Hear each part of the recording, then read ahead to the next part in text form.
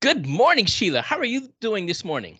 Wayne, I am better than ever because I'm talking with you this morning. Oh man, how fun! Me too. Yeah, it is fun. I saw I saw the little green dot on Skype. I said, "Oh, she's on. We can talk. Yay!" Yay. And welcome everyone to 27 Minutes with Sheila and Wayne, where we explore the fascinating world of verbs and their impact on our daily lives. Join us each week as we delve into the different ways verbs shape our language and influence our interactions, as we attempt to make a positive difference in our world, one verb at a time. And Sheila, this is episode number 102. Awesome. Awesome. And what is our verb for today? Today's verb. Wait, before we go into the verb, do you have a trivia question? I do have a trivia question. Okay, let's hear it. And then, of course, answer at the end. The trivia question for today is, what is one of the most common errors leaders make? Okay. Okay, and we'll talk about that at the end of the show. Okay. So what is our verb for today? Well, you've kind of given us a hint. The word is to lead. And I've got two definitions. I know you have probably five more. So I'll start by saying to cause a person or animal to go with one by holding them by the hand, a halter, a rope, etc., while moving forward. And number two is to guide in a way, especially by going in advance. Oh, to Ah, guide on a way, especially by going in advance. okay. How about you? And I do have a couple more. Okay. I have eight, as a matter of fact. I see eight dots here. I said five. Okay. To control a group of people, a country, or a situation, lead is to be in front, to be the first or winning, much like a sports Oh, event. yes. Okay.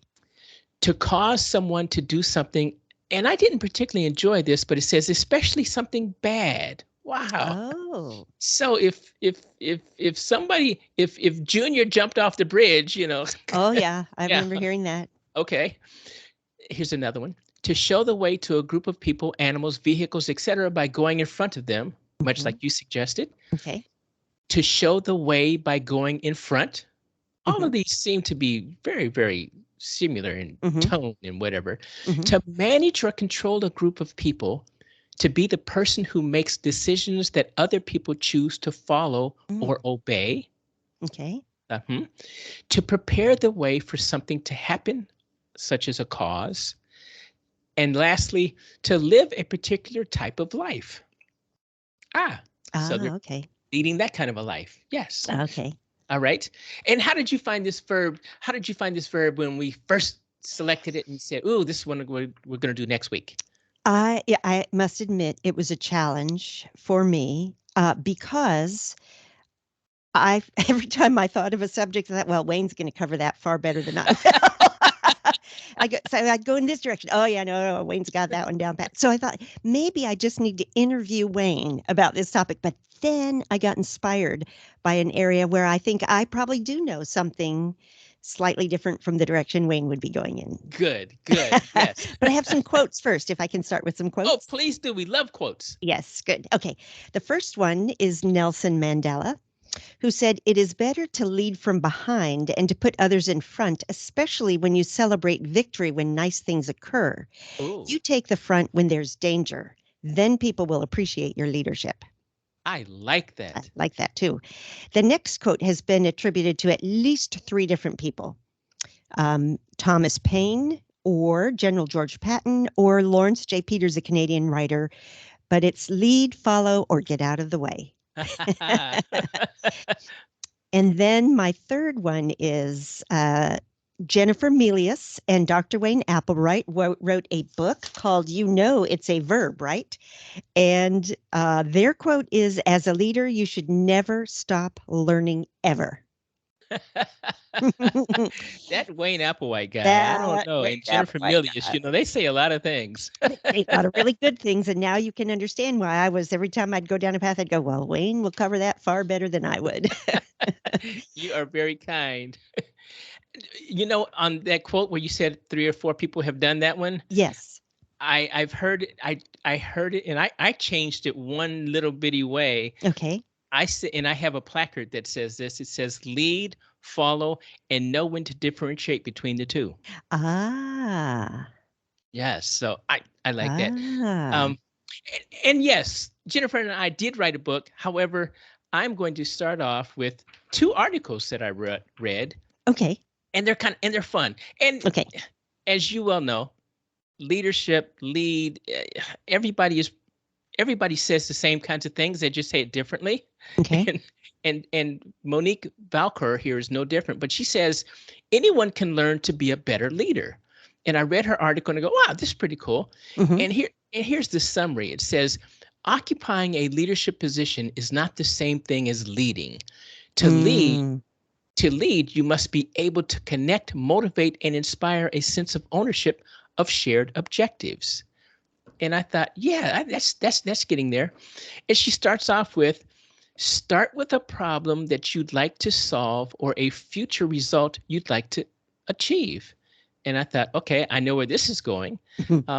But first of all, Sheila, where can our listeners find you?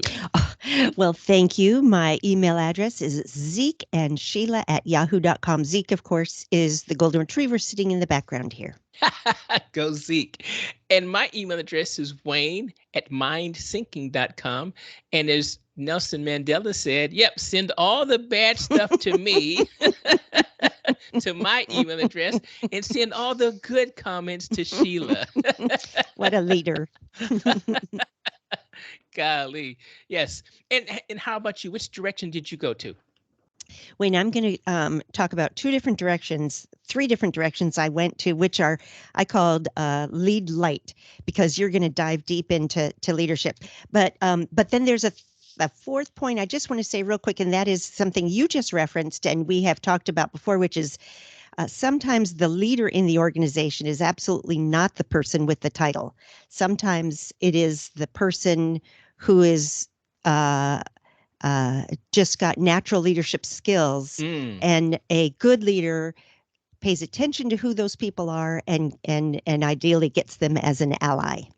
Absolutely, because diversity works. Mm-hmm. And I hope people are hearing that diversity works. You don't want people to mimic or copy. You don't want to you don't want a rubber stamp of you. Right. You just Right. don't. You, Right. you yes, you need diversity. You need a viewpoint that might be different, and you might say, let me think about that. But Mm-hmm. yes. So anyway. Okay. So just real quick, I wanted to talk about how to lead a person who's visually impaired. Ooh.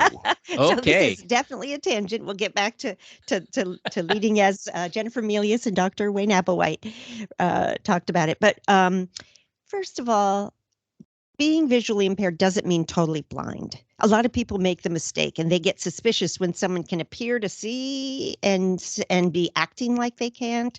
It is not. No one wants to play that game. Mm. So the first thing you do is say, ask, would you like my help? Don't assume they need it. I am a very caring person, and sometimes it's hard to tell the difference between under helping and over helping. I tend to sometimes over help. So ask what kind of, and if they say yes, then say, how can I help you, rather than, well, number two is don't grab their arm or hand. Really? Do let them hold your elbow. So bend your arm a little bit. They'll hold your elbow. They hold yours. You walk maybe a half step beforehand. You don't pull or push them. You just walk at a normal pace. They're a little step behind you. When you stop, they'll stop. If you approach steps, say going down or up, and if you can count real quick, identify how many steps. Or if you can't, just when you get to the bottom or top of that staircase, pause again so they know there's a change coming. Move your arm behind you when you're going single file. And you can be explaining what's going on here too. Don't just Hmm. chair coming up, wall coming up, curb to your left. When you go through a door, go through so that the hinge is on their left side, and that way you can open it and they'll close it. And then Ah. finally, here's some don'ts, and then we'll get back to you. Don't point. Don't say over there. These are not helpful to someone who is visually impaired. Don't overprotect the person. I mentioned that already. I don't take their hand unless they offer it to you. Move at a typical pace, and go ahead and describe the room when you walk in. There's a door on the left, the bathroom is to the right, there's a group of people talking in front of us, and the biggest enemy of people who are visually impaired are wet floor signs. So Ooh. certainly point out wet floor signs. And the fact that the floor is wet, right? Well, yes, but sometimes those signs hang around a long time after the floor is dry. So, okay, so there we Okay. are. Let's go back to you, Wayne. Well, that was good information. That was really good because I I have already raised my hand because I have done some things that you said I shouldn't Oh, do. Like I have grabbed someone's arm when okay. when I said, "Can I help you?" and they say yes, and I grabbed their arm and I did feel resistance Ah, and okay. pushback. And so now Okay. I know why. Yes. Okay. Thank you. That was You're welcome. very, very nice. Thank you Well, for caring about it. Yeah. yeah, absolutely. Okay, Monique also says another, anyone can learn to be a better leader. Number two, Yes. she says, is articulate why it is important to you. Oh, and I said, I know what that is. Well, I know what that means. She says, seek quality information to base your approach on. And I go, wow. And you and I have had a discussion the other day. Seek quality information sounds to me like here we come with the analytics. Mm-hmm. And remember, you and I talked about Edward de Bono and the six thinking hats. And I said, Yes. Edward de Bono taught us that we can use our gut, that we can use our Mm-hmm. intuition, which may not be quality to a analytical person, Mm-hmm. but can be quality to a person who has used that gut feel, that gut instinct to success Mm-hmm. in so many ways. So quality is in the eye of the beholder, I think. I think so too. Identify measures of success. Ooh, all right, we've all heard that. She says ground yourself with an intention. Ooh, all right. And that's kind of like the why. Why are you doing this? Okay, I'm doing this Ah. because of this. Mm-hmm. And so you ground yourself with that and you move forward or continue to move forward. She says, choose behaviors to implement. And here's what she's talking about. She says, share your experience, ask the right questions, Mm-hmm. put yourself in their shoes, and lastly, acknowledge achievements. And I thought, yeah, that should be common sense. And then I keep looking at the news and I go, okay, maybe it's not common sense. Maybe everybody doesn't know those four things. Let's keep talking about them. Absolutely. She has a couple more things here, but I will stop and let you jump in here because I'm sure you have some great things to tell us. Well, I have a few idioms that I started looking up. It turns out there are a lot of idioms that use the word lead, and some of them I had used without even really understanding what they meant. So, one example is you often hear all roads lead to Rome. Oh, And yes. it turns out what the meaning behind that is that the same outcome can be reached by many methods or ideas. Aha. So, and that the idea that any road you take will lead you back to the same destination. Okay. So another one is lead someone up the garden path, and that means to mislead or deceive someone. So there Okay. we go. Now, lead the life of Riley. No one knows who Riley is, but Riley evidently lived a very comfortable life. And so, I've seen who? that series. Okay. I I listened to that series. Okay. All right. And here's one to lead with your chin. I never really knew what that meant, Huh. but it means to say or do something aggressively and without caution, as if you don't care if you're going to get hit in the face. so, so those are a Okay. few of those. I can come back to get others, but let's hear more of what you have to say. Okay. Well, Monique continued. She says, again, how to be a better leader is, or everybody can learn to be a better leader. She Mhm. says, seek feedback. And that takes me back to 360-degree feedback. Yeah, Do you remember that? I do. And she says, seek feedback. And I thought, okay, I enjoyed that. However, Mm. I think that should be used very sparingly because Mhm. you don't want to just seek feedback every time. Oh, did I do that okay? Are we Okay. doing good? I don't think you want to do that. She says review and celebrate progress. I like that. Review and celebrate progress. It reminds me of co- a person who I worked with. I called her my Mhm. boss. She is my boss. But she taught me everything I know, everything I knew about the Mhm. job that we had. Okay. Um, And she always, I mean, for every little thing, we always went to the store and bought little bitty trinkets for our team. And our team was Oh, 50 strong. So, we're wow. talking little bitty trinkets. And I remember that Cindy, her name is Cindy. Cindy was always just so excited to give the things to the team as just a way of saying, "Yay, great job. We did a good job." Nice. And everyone looked forward to that. And it wasn't taken as a trite kind of a thing, and it wasn't taken as, Hmm. oh, here they come again. It was like, yay, what? Oh, yeah, yeah, we did it. Yeah, let's celebrate. And Nice. it was fun I because they wanted to repeat that behavior. ah. Plus, I think the workplace needs to be fun. It should. It should. Parts And of it it, not and always. I know there's some jobs that are not necessarily fun all the time, but I think Right. if you could find humor, if you could find fun, much like when we talked the last time again with Karen Shrum, and I said Yes. I always rewarded myself. And here's how I rewarded myself. I did the harder jobs first, the ones that I Hmm. knew that, and it wasn't just because we're going to take an inordinate amount of time. It was just this the hardest ones, the difficult ones. The Hmm. fun ones I put off to the side, and I said, I'm not going to do the fun ones until I do the hard ones because the fun ones will be my reward. And that Nice. was my reward and my way of celebrating that, yay, I got the hard ones done. Now I can do the fun ones. And you know what? The fun ones aren't necessarily quick either. Hmm. However, they were much more fun than the ones that I did not like. But you have to do them all. Right. I went to the Gallup website. I'm Oh, not sure. that's always good. Yes, and I'm not sure how many people go there, but the Gallup always has some pretty good things. And they stated what followers need from leaders.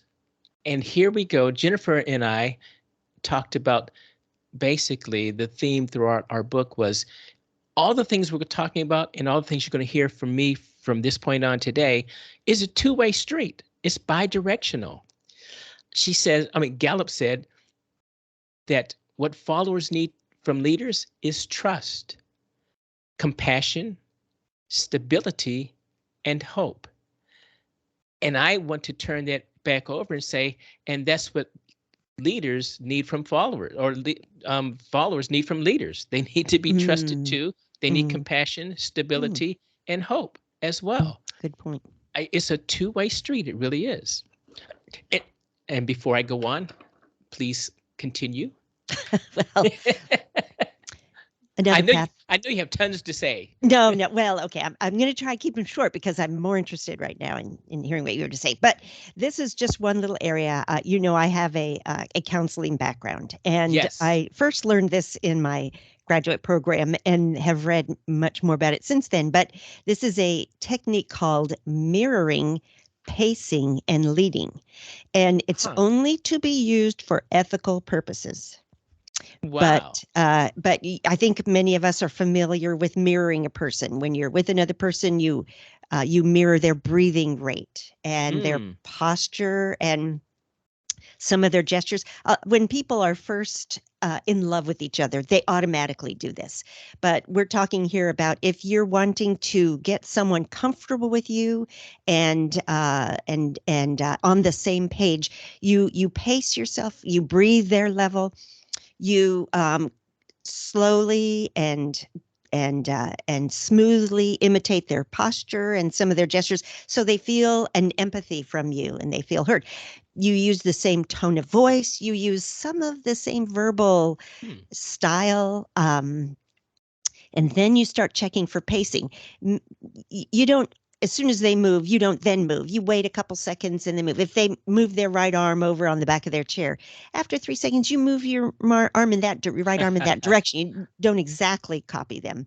But then when you see that they seem to be responding to that, then you initiate a move and see if they do. If they don't, then you go back to mirroring them. But Hmm. eventually, the idea is that they'll start pacing you and you introduce movement so that you know that they're resonating with you. And this puts someone in a predisposition to be open to it, like in conflict resolution, open to maybe reflection or new ideas instead of trying to reason with someone or to argue with someone.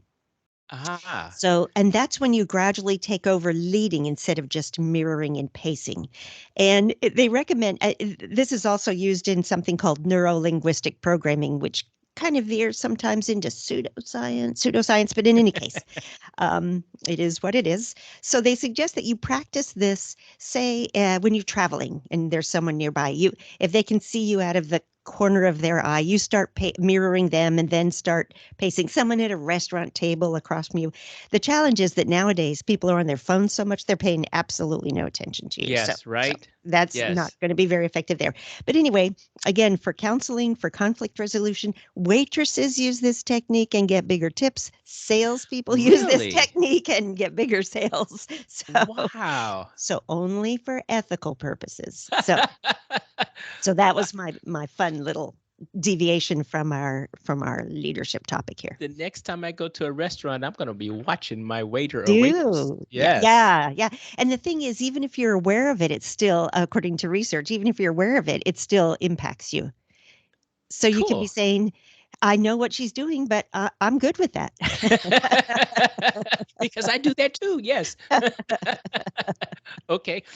And I I've been on the TV several times, and one of the coaches that I had said, "Okay, now Wayne, when you're in here, when the camera comes on you, I want you to sit on the edge of your seat and Hmm. lean in Mm, towards the camera." okay. And she says that's going to bring engagement, that's going to bring excitement, and that's going to give people the thought process that, oh, he's about to say something or do something that I need to listen to and pay attention to.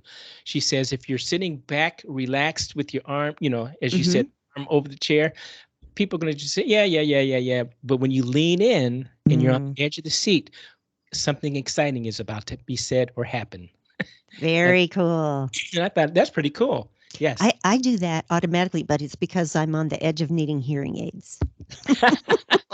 And I need to I'm, hear I'm what on they're the edge of saying. my seat right now, listening for every word that you have to say. Yes. Going Uh, back to the Gallup, yes, yes. Gallup said, and they said there's 7 expectations from leaders. Ooh, and here's one of them: build relationships. Another one: develop people. Another one: lead change. And 4 more: inspire others, think critically, communicate clearly, and create accountability. And I was excited about all of those. Mhm. And here's where I said I was going to chime in about Jennifer Milius in my book, which is titled "You Know It's a Verb," right? Because we're talking about lead, because lead is a verb, Mhm. and that's what we're Yes. talking about it today. Mhm. We suggest that you have to define leadership for yourself and others, communicate with others and yourself. Now, that doesn't mean go talking to yourself, look in the mirror, and answer yourself.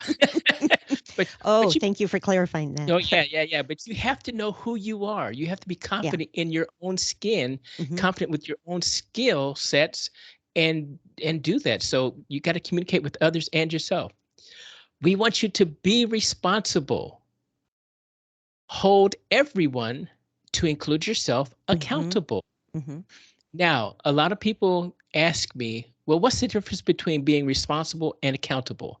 And I say, being accountable means that you are answerable to what your actions were, what the process was. You're answerable to someone else. Being responsible means that you are the buck stops here. It's if we succeed, it's you guys' victory. Mhm. If Mhm. we fail, it's my fault because I'm responsible. Although everyone else might be responsible for their own respective thing, but I'm responsible for the Mhm. overarching process. Mhm. So that's the difference between accountability and being responsible. Trust and be trusted. A lot of people, just because they are in the leadership position, think automatically that, oh, everybody has to trust me. Well, no, they don't. You've got Hmm. to earn their trust, Oh, gotcha. right? Yeah. And since this is a two-way street, we also have to earn each other's trust. And I'm looking at the clock is 24:43, so I'm going to zip through this last little bit here. Okay. Good. Be the cheerleader, the coach, a great listener, and on occasion, the disciplinarian. We also say you have to be tough but fair, offer respect, and be respected. We want you to practice moral and ethical behavior. Credibility and integrity should be your watchwords. And Mhm. Jennifer and I say, show up every day and be seen doing all of those Mhm. actions as we have outlined them. Mhm. It's one thing to know what it takes to lead. Putting it into practice effectively on a daily basis is yet another thing. And that's what we should be Mhm. striving for. Mhm. And I will go back to you, my friend. What do you have for us? Well, I just kind of one conclusion I'm drawing here as you're talking is I had been looking up the difference between a leader and a manager, Uh-huh. and I found it kind of curious, but it's kind of reflective of what you're saying here. A manager's in charge of accomplishing a goal and organizing the schedule and making sure everybody's doing what they're supposed to do. But a leader has more of an interest in developing the people Exactly. to be in the role where they most can be most successful, and to envision the future picture and help propel people to that. So ironically, a leader has more people oriented skills than a manager does, and my first impression is that that would have been different. It- So You're exactly right. And that's a whole 3 or 4 other podcasts. well, okay, Be- stay tuned. because management and leadership are absolutely totally different. Good, Anyway, good. hey, the Anyway, answer to the trivia yes, question, please, yes. and the trivia question was, what is one of the most common errors leaders make? And I was excited when I saw this. It says providing feedback. And I thought, Huh. because I Yeah. know I have talked about that at nauseum to groups about providing feedback, Uh-huh. and I've had some individuals say, well, why should we do that? Why should we say that? And I go, because they care, because they want to know that the value that they brought, you Mm-hmm. have found. Oh, this has really helped, and you need to let them know that. Mm-hmm. Yes, otherwise they go away, and the good people that you have on your team are gone all of a sudden, and you won't know why. Ah, Give them the thanks and the praise when needed, yes. and don't hide it for yourself. Well, Wayne, I, I, I- I'm sorry, did I cut you off No, no, here? you did not. Because we are reaching our cutoff point, even Okay. though we both have so much more to say, or I especially like to hear what you have to say on the subject. So we may have more to say about leading in the future, but we thank you all so much for listening to us today and appreciate any feedback that you might give us. Absolutely. And thank you to the United Kingdom for being our 25th country. Yay. Yay, yes. And thank you, everyone. Thank you, Sheila. Thank you, Wayne. Bye bye. Bye bye.